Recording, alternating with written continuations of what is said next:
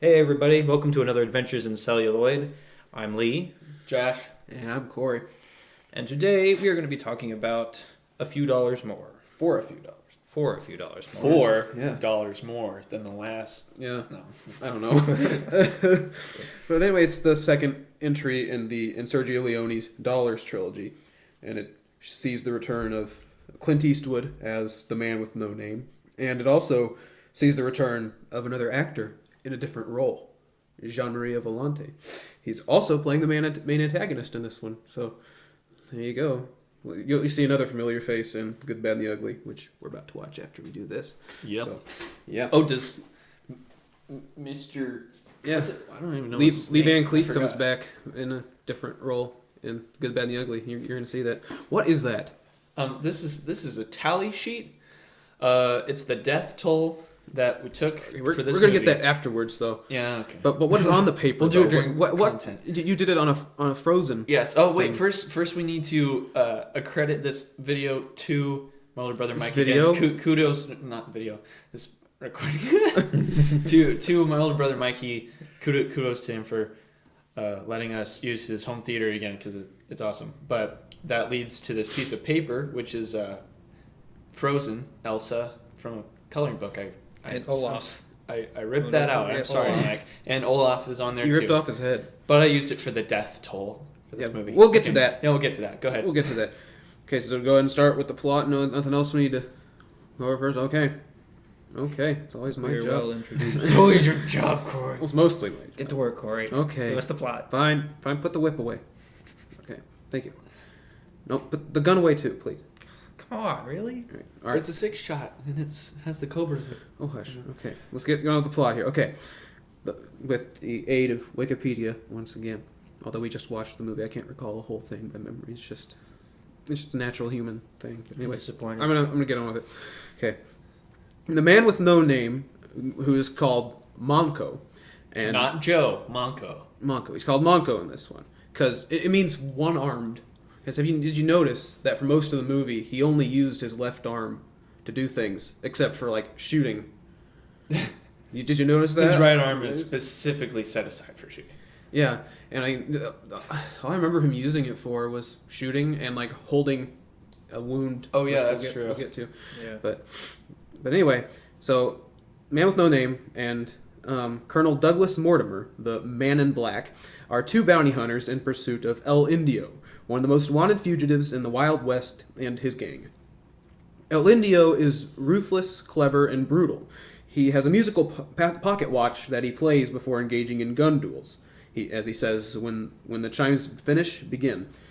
And flashbacks reveal that Indio took the watch from a young woman whom El Indio found with her lover, killed him, and he raped her, and then during that she killed herself. So this is a bit ramped up from Yeah, Fistful of Dollars. it's a little bit They ramped it more up a bit. justified R rating than the last one. Yeah.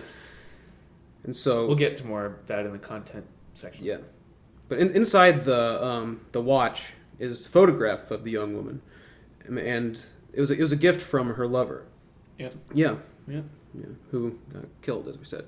So then Mortimer illegally stops a train in Tucumcari, I think that's how I pronounce it, and he kills Guy Calloway, who is a wanted criminal, and he kind of shot his horse out under him and stuff. Like, kind of showed his skills by getting rid of that guy. His skills. His skills. He's got skills. Skills. Girls only want guys with cool skills. But he displays both his arsenal of weapons, because he has that big saddlebag full of rifles and pistols and stuff. Yeah. And He was all decked pistol, out. and he's got his revolver, and he puts a stock on it, and he shoots him, and he takes him out at long range with that stock on there. And after collecting the bounty of $1,000, Mortimer inquires about Red Baby Kavanaugh, who has a $2,000 bounty on him and was last seen in White Rocks. He learns that Kavanaugh has already been targeted by Monko, and so Monko, we meet him, and he's riding into White Rocks, and finds Kavanaugh in a saloon playing 5-card draw poker. Yeah, then Monko I can't remember. He plays a winning hand.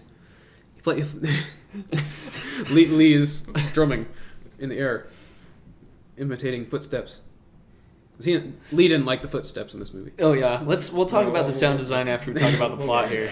But anyway, Monko plays a winning hand against Kavanaugh, and Kavanaugh is like, I didn't hear the bet, and Monko says, your life. And so Your life. he does so, and he collects the bounty. And then El Indio's gang, led by his right-hand man Nino, they break into prison where Indio is being held and free him, killing the warden and most of the guards. El Indio's target is the Bank of El Paso, and it has a disguised safe containing almost $1 million, so they say. The two bounty hunters arrive separately in El Paso, and they learn about each other and, after butting heads, decide to team up and take down El Indio and his gang. And Mortimer persuades a reluctant Monko to join El Indio's gang for the robbery in order to get him between two fires. Monko breaks one of Indio's friends out of prison and is admitted to the gang.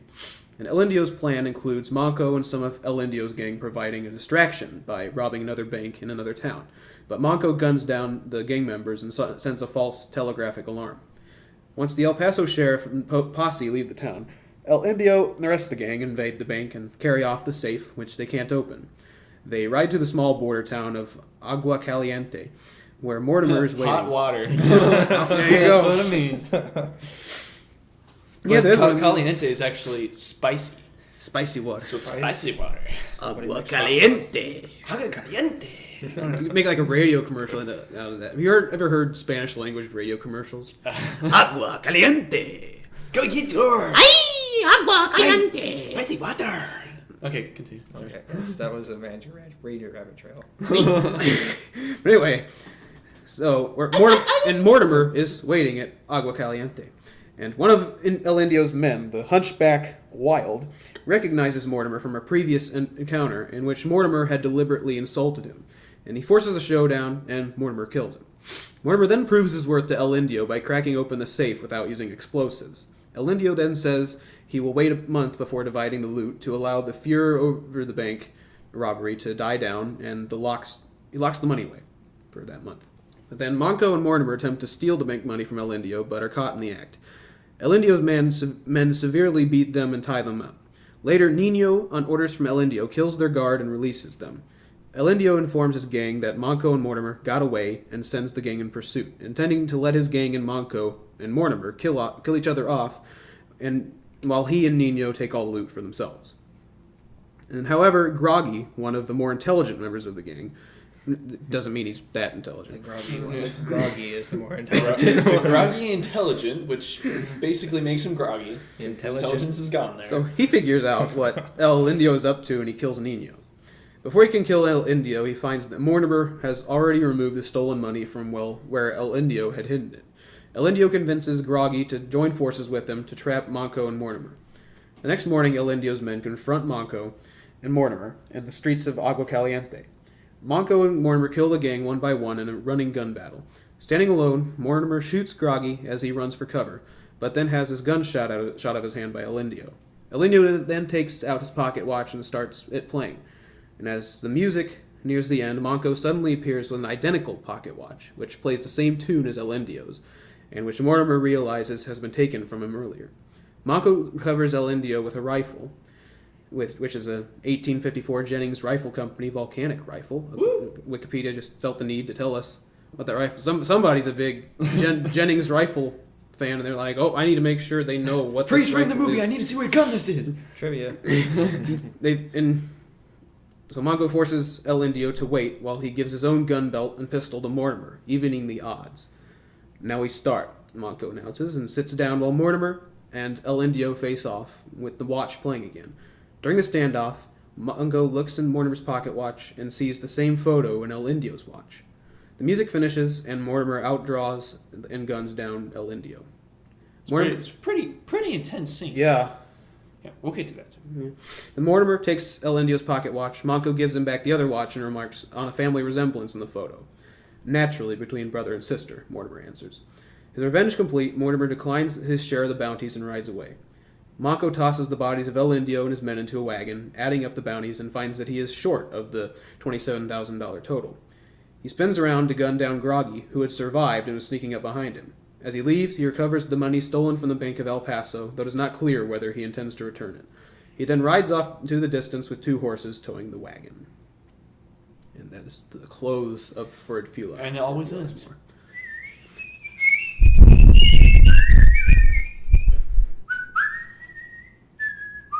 Wait, I'm sorry. Yeah. That's the next one. Oh, You're starting with the next one, okay. buddy. Okay. Buddy boy. Okay. Anyway, Well, Lee should, because Lee hasn't So, done it yet. in the cast, Clint Eastwood is joined by another American actor, Lee Van Cleef. Woo. So he And wasn't it's Lee. he wasn't alone. He wasn't the only in- actor in speaking disguise. English. And he aged for some reason. 1964 years ago. And my phone. 1,964 years ago, this movie was made. Yes. Quite. But anyway. Anyway, with this movie, so Clint Eastwood and Lee Van Cleef dubbed their own lines because Yeah. of course it was filmed silent like the first one. I felt like it was dubbed I mean, Clint Yeah. Eastwood and Van Cleef, they dubbed their lines better than the last movie. Well, Yeah, I thought the dubbing was pretty good. yeah, Yeah. There it was were a better few, than the last movie. there were a That's few my spots where it was like, it's not quite, but for the Yeah. most part, Yeah. it was pretty good. But there's more characters weren't natively Yeah. speaking English in Right. Fistful than there were here. There's one more Still, I speaking feel like English it in was this one. dubbed better. Like, Yeah, it was dubbed better. they've kind of I figured it guess. out. You didn't I even didn't see the the first. Well, it was dubbed well. I Yeah. didn't see a whole lot of issues. Things tended to line up pretty well. And Jean Maria Volante, even though he didn't dub himself in the first one, he dubbed himself in this one. Even though he didn't speak English, he accomplished it by having them write it out phonetically, and he also had the use of a translator, so he'd know what the words were and all that. So Jean Maria Volante, he dubbed his own lines in English, even though he couldn't speak English. So that was he did a pretty good performance on his dubbing That's pretty for cool. having done it that way. Yeah. Josh was just rocking back and forth. He had like no expression to that whole thing. I thought he would at least find it interesting, but he just kind of gave me a blank No, stare I found it interesting. while rocking back and forth. I don't know if that's altering the sound at all. Not but I'm back rocking and forth, back side to like side. side to side. It's still back and forth from It side would to be side. back and forth. Now we are all rocking side to side, but Yeah. you can't see us. You can probably only hear Side to us. side. Front, And- back, side.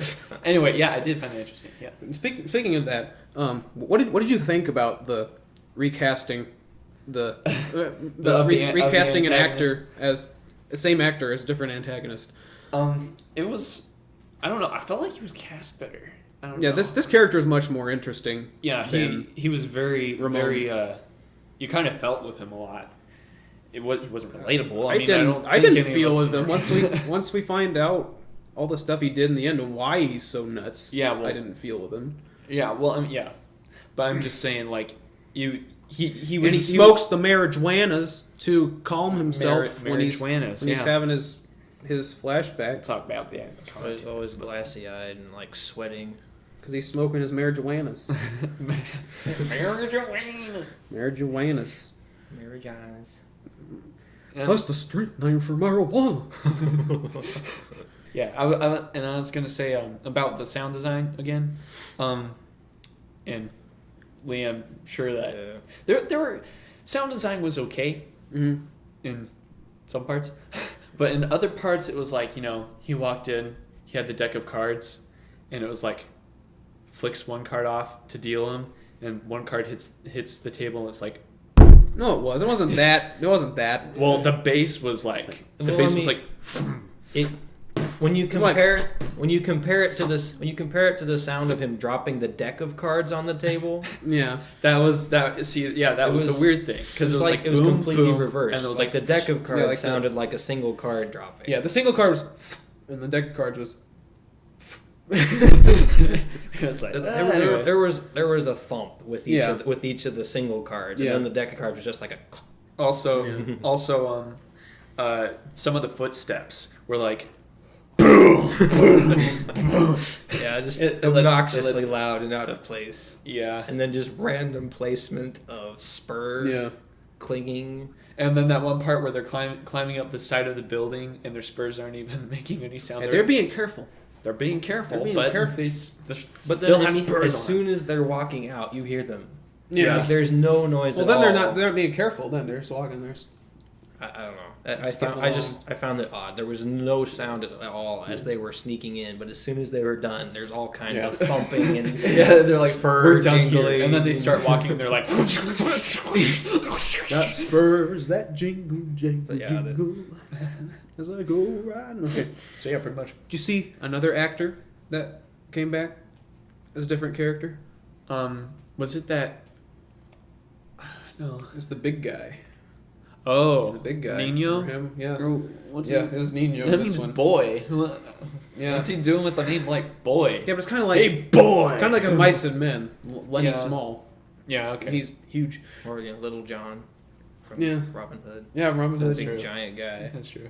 Little John. Yeah, Mario Brega played the big guy in this one. He's also going to be in The Good, Bad, and the Ugly. So he's the only actor aside from Clint Eastwood to be in all three of these movies.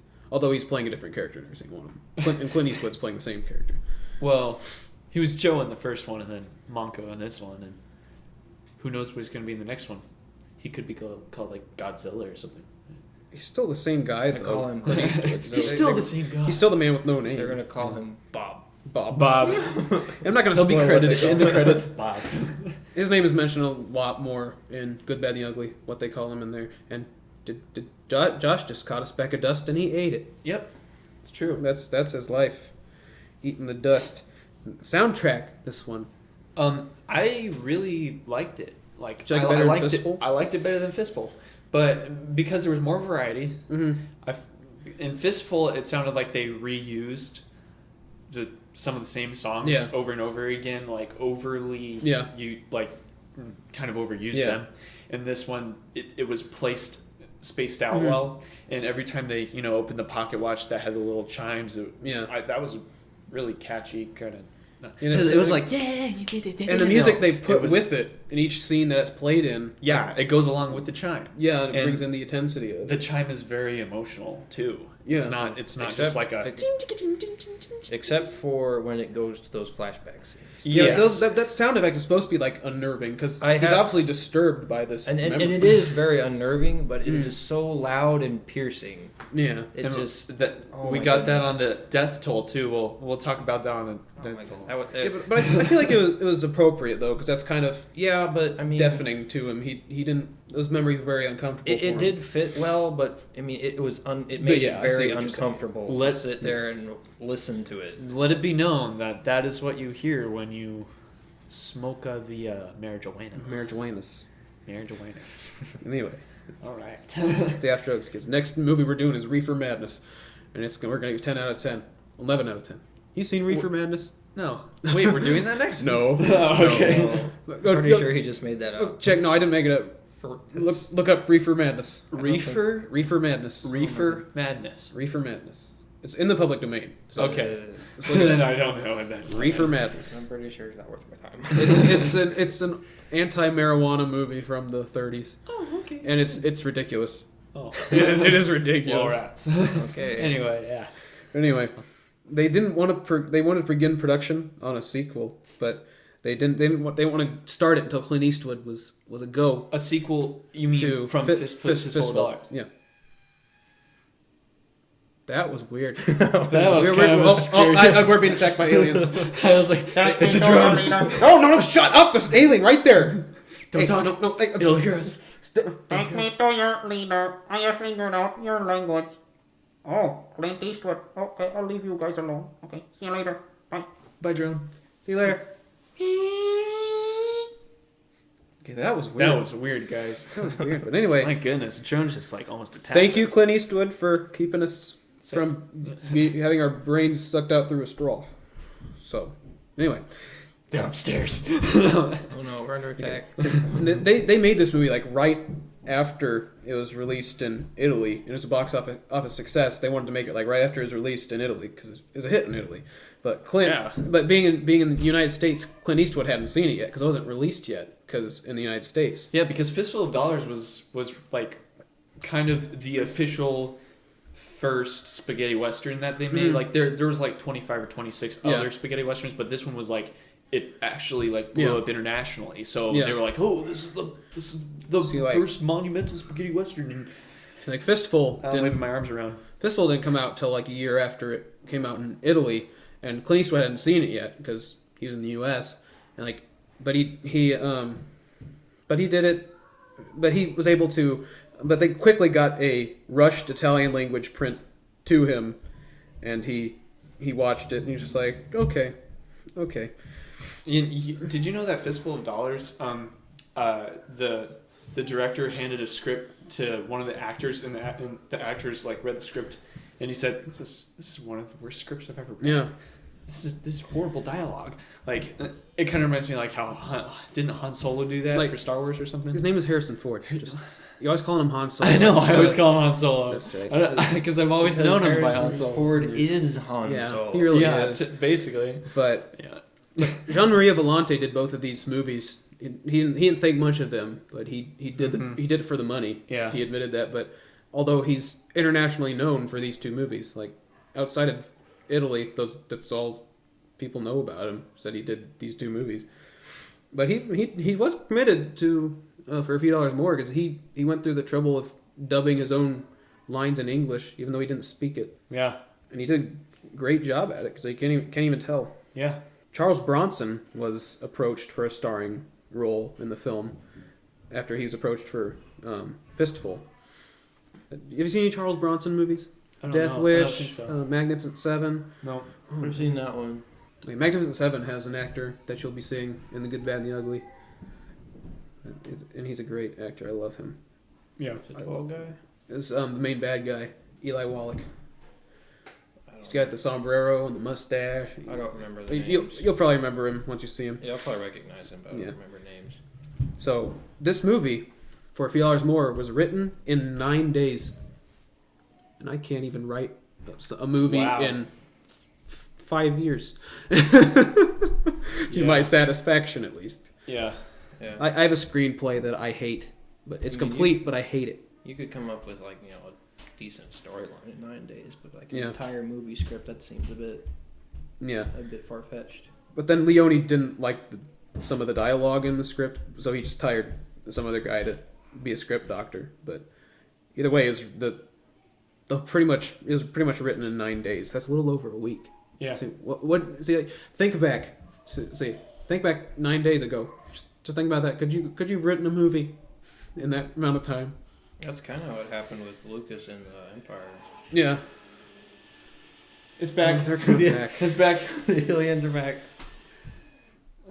Are you still talking about Clint Eastwood in there? Yeah. We're still talking about Clint Eastwood, Mr. Allen. Okay. I'll go. Bye. Okay. We gotta keep talking about Clint Eastwood, or else he's gonna come back. Yeah. Seriously. Also, an interesting anecdote is that Lee Van Cleef's character was called I can't remember what he's called, but he's something that noted that he was from the Carolinas. Yet, did he sound like he was from the Carolinas at all? No. Like he's like, I think he's from New Jersey in real life, but he didn't speak with a Southern accent. New Jersey. I don't know why he decided to do it that way, but whatever. It's one of his most famous roles, but whatever. Whatever, Lee. Just do whatever you want. Not you, Lee, but Whatever, Lee. Mr. Van Cleef. Fine. Do whatever I want. God. Speaking of Lee Van Cleef, when this movie opened, as soon as we saw Lee Van Cleef, Josh thought it was Clint Eastwood. I don't know how. I don't know how I did either. I was like, how. wait, so is he wearing like heavy makeup or something? It's not Clint Eastwood. Like, he doesn't even look anything. He shaved his beard, and they kind of whitened up his hair. Guys, was he in disguise? And he changed his eye color. I mean, I always remember that just because I can't remember which movie. I think it was The Gauntlet that I saw with Clint Eastwood, and he has one line. I don't know why I remember this line, but he's like, he's talking bad guys, and he's like something about my pretty green eyes. I'm just like, yeah, okay, Clint Eastwood's got green eyes. I always remember that line for whatever reason, but Lee Van Cleef does not look anything like Clint Eastwood. If you don't know who either of them are, if you don't know who Clint Eastwood is, please stop listening to this podcast and go watch some movies. But look them up, and they look nothing alike. And yeah. Anyway, Josh, the film major. Yeah. And, yeah. In the trivia, I just want to point out that that Lee Van Cleef has three nipples from like James Remar in The Warriors. We were talking about. I'll tell you about it later. So I want to point out this piece of trivia from Internet Movie Database Trivia. It may not be always accurate all the time. But this little piece of trivia, it says that Lee Van Cleef claimed to be faster on the draw than Clint Eastwood. And they played it back on film, and it took him 3 frames of film to draw, cock, and fire his gun. And that's like 1/8 of a second. Yeah. So Clint Eastwood was a man. They were all like drawsters. I don't know like what that. Oh yeah, when you Draw masters. and also here's the anecdote about Lee Van Cleef. When you watch The Good, the Bad, and the Ugly, you can't. I don't think you can see this at all in For $3 More. That whenever you watch Good, Bad, and the Ugly, pay attention to Lee Van Cleef's hands. He's missing a fingertip on his Really? right index finger. Okay, He's missing a fingertip. I'm gonna watch it. Yeah. I mean, Lee Van Cleef's voice though, he's probably one of the best voices in film history. It's like scratching voice. He's like, I'm Lee Van Cleef. I'm not even doing a good impression of him at all.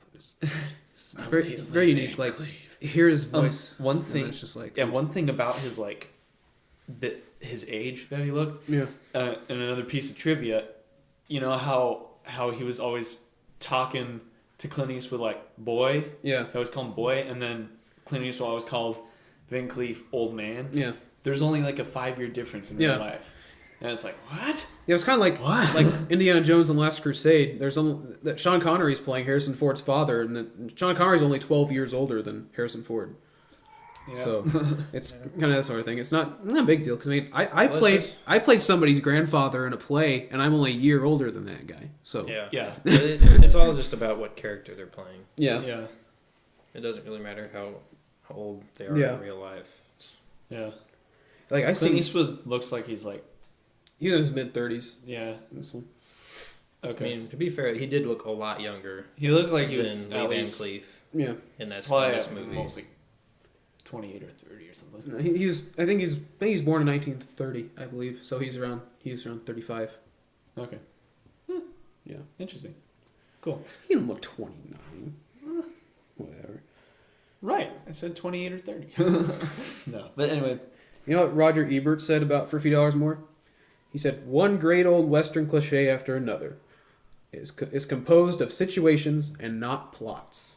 Yeah, I saw plot in there, you know. It wasn't like a fantastic Yeah, it wasn't. plot, I mean, these but- movies don't need to have huge plots, as I noted with Fistful. Yeah. But well, I mean, the plot. There's a plot right there. The bad guys want all the money, but it's a deeper plot. and That's my point. Clint Eastwood also wants the money because you know he's just a bounty hunter. He's just out for money, and then Lee Van Cleef is out for revenge. I mean, he hasn't revealed that at all throughout the movie. The whole movie we think he's after the money, but we find out at the end he's out to avenge his sister. I have a fun fact for you. What's that? The town was called El Paso, Yeah. and fun fact, that's like probably like less than 5 miles from my hometown. So Oh, nice. true story. Nice. I was born in Las Cruces, I think. Las Cruces. Las Cruces, New Mexico. What does that translate into? Nueva Mexico. Las Cruces. Nueva Mexico. Wasn't San What does that Cruces translate the town, the Las other Cruces? town? Yeah. What is Las The Cruces? cross, I think. Cross, Crosses, I think. Yeah, wasn't San Cruces the other town in a few dollars? I don't know. Like the other town. Santa Cruz. Yes, Santa Cruz. Santa Cruz, yeah. Santa Cruz. Saint. What did we just talk about? I forgot. Okay, let's get on to content. It's as I said before, it's a bit ramped up from Fistful. I mean, Fistful is just a lot of killing, but this one we got rape, suicide, and those are two of the same event, but Yeah. it's a bit more intense. Well, I mean, there's a couple of like nip slips too. There are There are. in that same scene. Yeah. Well, and then also like right at the beginning, Well, she was covering herself. there's a nip slip. You looking? You are looking. You're looking. You are looking, Lee. Shame on you. Shines will not from your eyes yet. Talking like my cocaine. I was watching it critically, so watching other stuff. This is terrible. That was all so terrible. Terrible. Terrible. Anyway, yeah, we know. But anyway, yeah, there's quite a bit of. My mom asked me what time I'm going to be home, and she said, after midnight, before daylight. Actually, I'll talk to you guys about that one second. But anyway, yeah, it's quite a bit ramped up from the last one. Like I can like I don't know if I would have rated the first one R. I would have rated like PG-13. Yeah, it'd be a strong PG-13. I'd put it in. Yeah, just because there's violence in it. But Yeah. I mean that's every PG-13 movie ever. Like, Yeah. there's got to be violence in it, Mhm. basically. Yeah. Well, most of the time. But like this one, it's R. Yeah. It's R, and yeah, I would say age on this for me would be like. I'd put 16, 17. I'd say like 17. I 18. I think I saw this when I was 16. I'd say anything with suggested things in them, I would put basically at 18, because I don't really want. I wouldn't really want my children to be like subjected to that at any time before that. Yeah. Because the age of 18 is like you're 18 now, you need to think for yourself and tell yourself what you think is right. I can't make decisions for you anymore. Yeah. That kind of thing. But audience listeners, you obviously have the final say in everything. So yeah. But that's my final say. Is Don't 17 or let us 18, parent your children. Yeah, don't let us parent your children. We're young. We're young men. Young children still. Young men with no chillins experience. Yeah. And we don't need to have girlfriends. Yeah. No, yeah. But then. But yeah, I would say 16 or 17 is a good age. Yeah. Good ballpark number. Okay. I think it might be time to resume the war. Yeah. Oh. By the way, so to the violence portion of this content rating, we took a death toll this time around. We didn't the first time because Lee wasn't here and we didn't think of it. And I wasn't here to suggest the idea. Yeah. So Lee suggested the first guy died in the first shot of the movie. In the first shot of the movie, he's riding his horse around. He got shot, and then like the whole shot is like 2 minutes long. Yeah. Because it's the opening credits, but like a minute into it, he gets shot, and then for the rest of the minutes, it's the credits rolling, and he's just there dead on the floor. But it's like a really wide shot. Anyway, Lee came up with the idea. He was like, "Let's take a death toll," and I'm like, "Okay." How many died? So this is just like on-screen deaths or deaths that we are very obvious that these people died. There could have been others, but I mean this is mainly just on-screen deaths. Yeah. So the death toll was 36. But if we're counting animals and human body parts, it's, let's see, 36, 37, 38, 43. Okay. So 36 people, one horse, one chicken that got stampled by the... I don't think that's not stampled. I think it's just dead. I didn't see it get stampled. It was just laying there dead. And then two insects, and then all of our ears when that one scene happened. That counts as 3. So it's a it's a little more Western. It's a Western. Yeah, but it's a little more violent than Fistful though, because I mean, women and children didn't die in Fistful. Oh right, yeah. Although this was off screen, there was a baby and a woman and a child. And also the suicide in it. Yeah, and that's and the rape also. That's all more intense violence than. Yeah, it's pretty intense. So yeah, all of that included, I'd say 17, 18. And I guess that wraps up the content. Anyway, in quality, let's see if the war continues. What this is your first time, Josh. Let's go with Lee's first, because Lee's opinion probably isn't gonna spark as much war. Because you don't care about Lee. I care about. So I'm going to say I rated it about a. I would probably rate it about a 7. Lee. Lee. Okay. It did spark Lee. something. Okay, explain yourself. Okay, I like movies to have a decent, a plot that's actually told you, Corey. It's actually being moved forward, and there's a reason for these things that are happening. There is a reason. Okay. Monka wants the money. Lee Van Cleef wants revenge. But those are like, there's not really a plot there though. There's nothing to drive the plot. I mean, the plot is established at the beginning. It's not drawn out. You see the reason for what happened in the movie, but there's no story in between. It's like this person died, his sister was raped and killed herself because of this guy 30, 20, I don't know how many years ago, and then now we're just way up here, and he's finally getting his revenge. But there's no story of him trying to track him down, and there's Yeah, because it doesn't do the full reveal until the end, though. No, and I There is a plot, but it's a pretty shallow plot.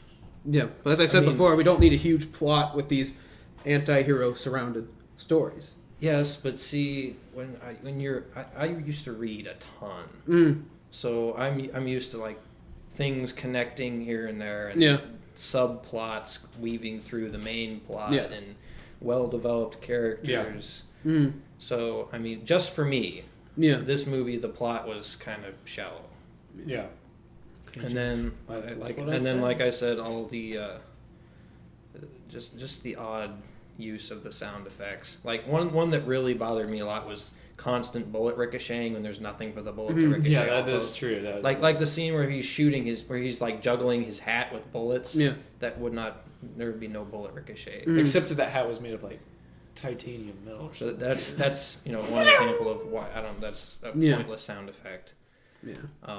But just a lot of little things here and there. I did enjoy the movie, but just I would not rate it in my top tier.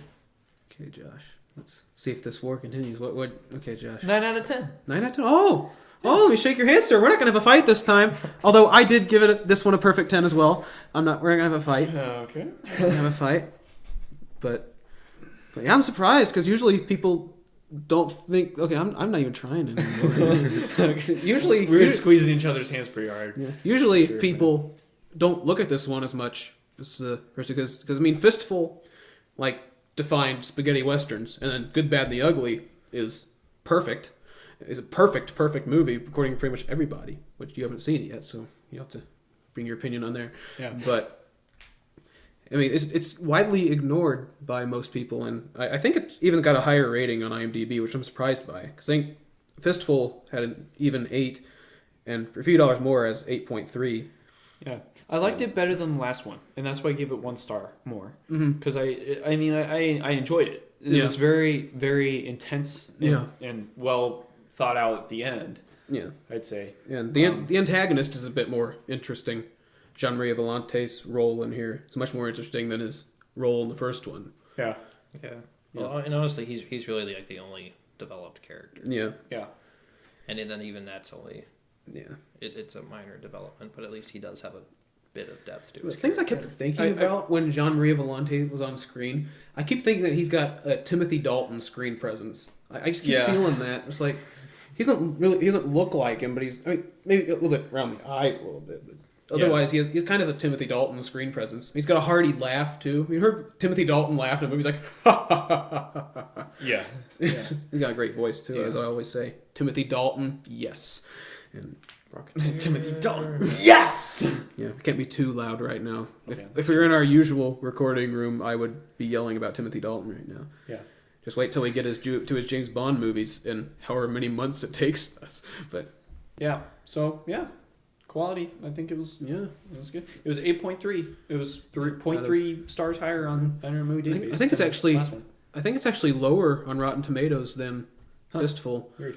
And yet it's higher on IMDb. So I think it's more of an IMDb are kind of messed up too. Yeah. So but it seems like it's more of an audience movie than a critic movie. Yeah. I mean, I would watch it again. Yeah. It's good.